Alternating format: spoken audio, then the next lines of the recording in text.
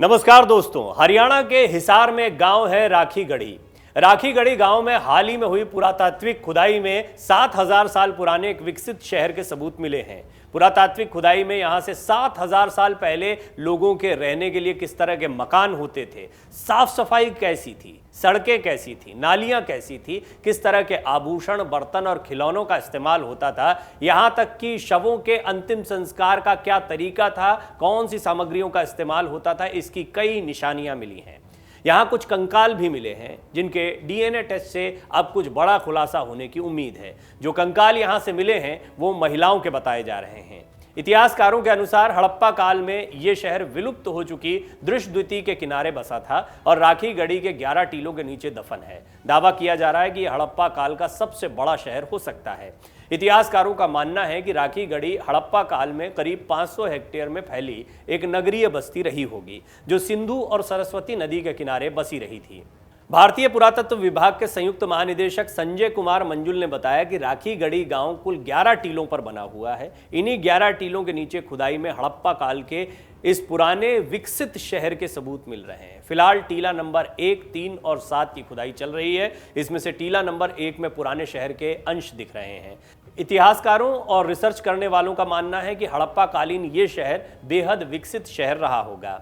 टीला नंबर 1 की खुदाई में शहर के सबूत हैं। इसकी टाउन प्लानिंग आज की स्मार्ट सिटी की प्लानिंग जैसी है, यानी शहर नॉर्थ ईस्ट वेस्ट साउथ के आधार पर बनाया गया है, यानी वास्तु का विशेष ध्यान रखा गया है। लेकिन इसमें करीब 20 डिग्री का थोड़ा बदलाव है, यानी बिल्कुल सीधा सीधा नहीं है। संजय मंजुल के मुताबिक वहां एक चूल्हा भी मिला है। चूल्हे को मड ब्रिक लगाकर उसका प्लेटफॉर्म तैयार किया गया, फिर उसमें एयर सप्लाई होती थी। तब ये चूल्हा या भट्टी जलती थी या नहीं, खाना बनता था या नहीं, ये शोध का विषय है। आइए हम आपको सुनवाते हैं संजय कुमार मंजुल ने यहाँ खुदाई के बारे में और जो निशानियाँ मिल रही हैं उनके बारे में क्या कहा है। हड़प्पन्स लोग कैसे रहते थे वो उसमें आपको चूल्हा भी दिखाई देगा, उसमें जो मृदभांड और पॉट जिसको हम पॉटरी कहते हैं वो भी दिखाई देता है।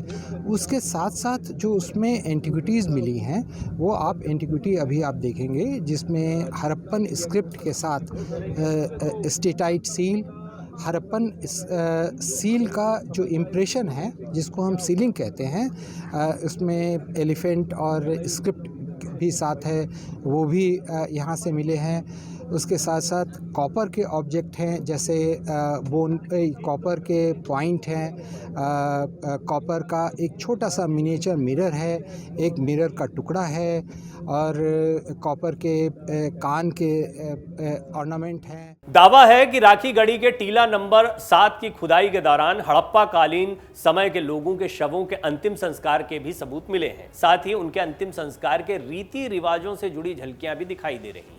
यहाँ 5000 साल पहले की ईंटें, नालियां और नालियों के ऊपर रखे मिट्टी के इस तरह के घड़े प्राचीन इतिहास की कई अनसुलझी परतों को खोलते हैं।